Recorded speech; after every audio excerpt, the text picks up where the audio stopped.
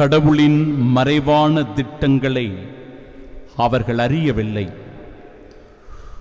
தூய வாழ்விற்கு கைமாறு உண்டு என்று அவர்கள் நம்பவில்லை. மாசற்றவர்களுக்கு பரிசு கிடைக்கும் என்று அவர்கள் உய்த்துணரவில்லை. நம் ஆண்டவராகிய இயேசு கிறிஸ்துவின் அன்பும் அருளும் அமைதியும் மகிழ்ச்சியும் உங்கள் அனைவரோடும் இருப்பதாக. அன்பிற்கு பிரியமுள்ள சகோதர சகோதரிகளே, இன்றைய நாளினுடைய இறைவார்த்தை பகுதி கடவுள் மீது நம்பிக்கை கொண்டவர்கள், கடவுள் மீது நம்பிக்கை அற்றவர்கள், இந்த இரு பிரிவினரை வேறுபடுத்தி காட்டுகிறது. கடவுள் நம்பிக்கை இல்லாதவர்கள் என்ன செய்கிறார்கள் என்றால், கடவுள் நம்பிக்கை இருக்கிறவர்களை பார்த்து கேலி கிண்டல் செய்கிறார்கள், ஏளனம் செய்கிறார்கள், இழிவுபடுத்துகிறார்கள், அவமானப்படுத்துகிறார்கள். என்ன எப்ப பார்த்தாலும் கடவுள் கடவுள்னு சொல்ற, கோயில் குளம்னு ஓடி அலைகிற, திருத்தலங்களுக்கு போய் வர, ஆனால் உனக்கு இப்படி ஒரு பிரச்சனை, உன் குடும்பத்தில் இப்படி ஒரு சோதனை, உனக்கு இப்படி ஒரு நோய் என்றெல்லாம் சொல்லி நம்மை கேலி கிண்டல் செய்வதை பார்த்திருக்கிறோம். என் அன்பு சகோதர சகோதரிகளே, இறைவார்த்தை அழகாக சொல்லுகிறது. இந்த இறை பற்றில்லாதவர்கள் என்ன நினைக்கிறார்களாம், நீதிமான்களை தாக்க நாம் பதுங்கி இருப்போம், அவர்கள் நமக்கு தொல்லையாயிருக்கிறார்கள், நம் செயல்களை எதிர்க்கிறார்கள், நம் பாவங்களுக்காக நம்மை கண்டிக்கிறார்கள், நம் மீது குற்றங்களை சுமத்துகிறார்கள். நம்ம குடும்பத்தில் ஒரு நீதிமான் இருக்கிறார் என்றால், கடவுள் மீது அச்சம் கொண்ட நல்ல ஒரு மனிதர் வாழ்கிறார் என்றால், நாம் தவறு செய்கிற போது, நாம் தீமை செய்கிற போது, பாவ செயல்களில் ஈடுபடும் போது நிச்சயமாக அவர் நம்மை கண்டிப்பார்,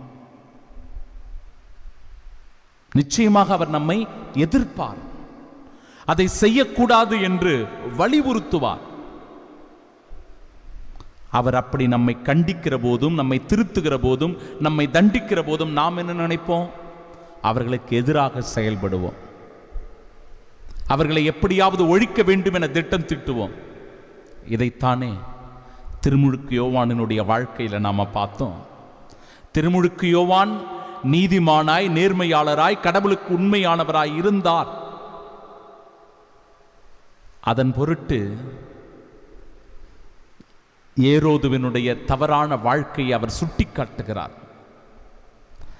அவர் செய்கின்ற தீய செயலை அவர் கண்டிக்கின்றார். அதன் பொருட்டுதான் ஏரோதியால் சதி திட்டம் தீட்டி இந்த நேர்மையாளரை, இந்த உண்மையாளரை, இந்த நீதிமானை கொலை செய்வதை பார்க்கிறோம். இது ஒவ்வொரு குடும்பத்திலும் நடக்கும்.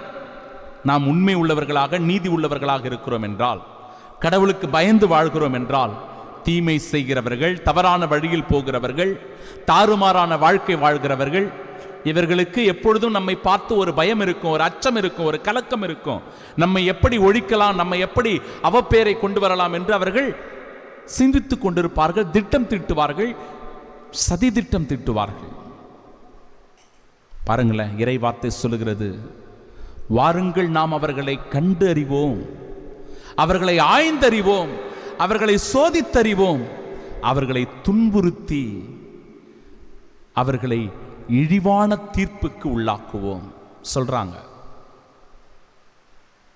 ஆனால் நீதிமான்கள் கடவுளுக்கு அஞ்சி, கடவுளுக்கு பயந்து உண்மையான ஒரு வாழ்க்கை வாழ்கிறவர்களாக இருக்கிறார்கள்.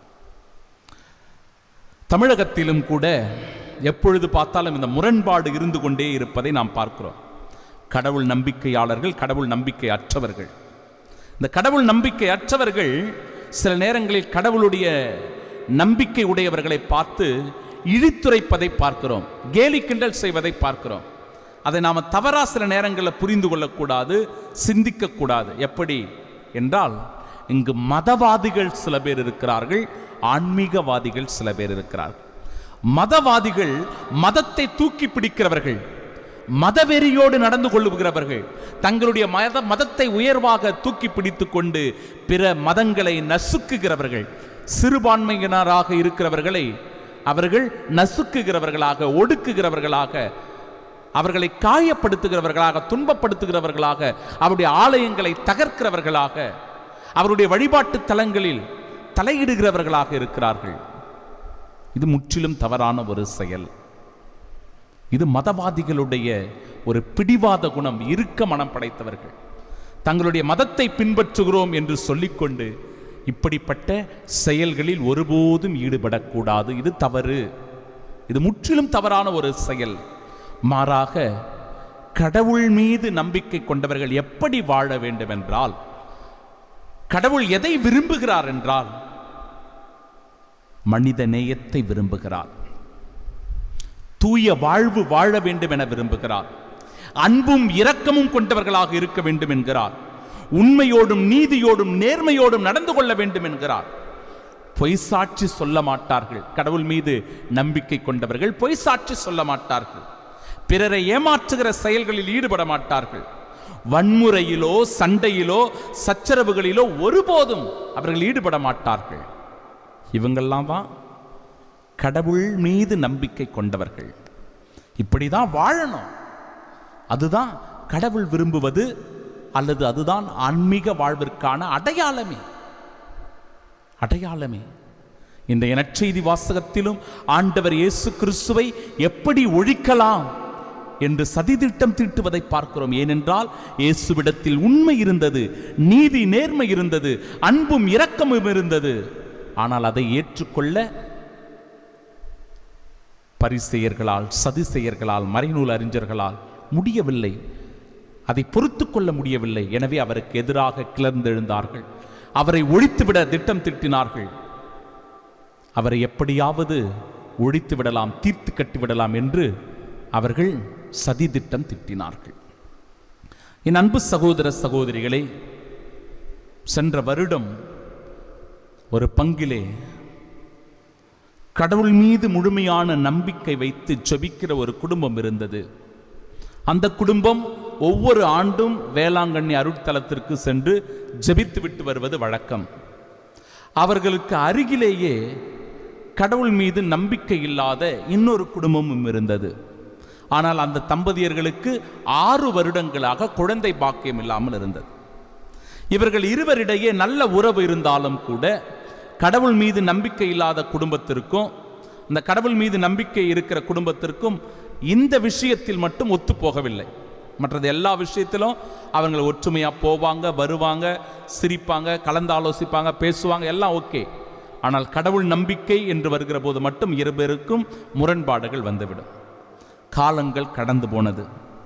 6 வருஷமா உமக்கு குழந்தை இல்லையே, நாங்கள் ஒவ்வொரு வருஷம் வேளாங்கண்ணிக்கு போகிறோம், உன்னால் முடியும் என்றால் நம்பிக்கையோடு வாங்க வாங்க அப்படின்னு சொல்லி அந்த இறை நம்பிக்கை உடைய குடும்பம் இந்த நம்பிக்கையற்ற ஒரு தம்பதியர்களை, குடும்பத்தை வலுக்கட்டாயமாக சொல்லிக்கொண்டே இருந்தார்கள்.